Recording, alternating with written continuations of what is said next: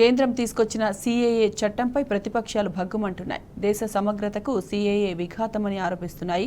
Congress, DMK, TMC, ఆప్, సమాజ్వాదీ, వామపక్షాలు, మజ్లిస్ పార్టీలు ఎన్నికల లబ్ధి కోసమే కేంద్రం సీఏఏను అమలు చేస్తుందని దుయ్యబడుతున్నాయి.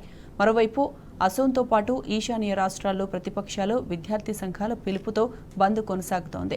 సీఏఏకు వ్యతిరేకంగా రోడ్డెక్కిన ఆందోళనకారులపై పోలీసులు లాఠీలు జులిపించారు. బంద్ నేపథ్యంలో భద్రతను కట్టుదిట్టం చేశారు. సమస్యాత్మక ప్రాంతాల్లో అదనపు బలగాలను మోహరించారు. ఇదిలా ఉంటే సీఏఏపై న్యాయ పోరాటానికి సిద్ధమయ్యాయి విపక్షాలు. కేరళకు చెందిన లెఫ్ట్ పార్టీలు సుప్రీంకోర్టులో చట్టం అమలుకు వ్యతిరేకంగా పిటిషన్ దాఖలు చేశాయి.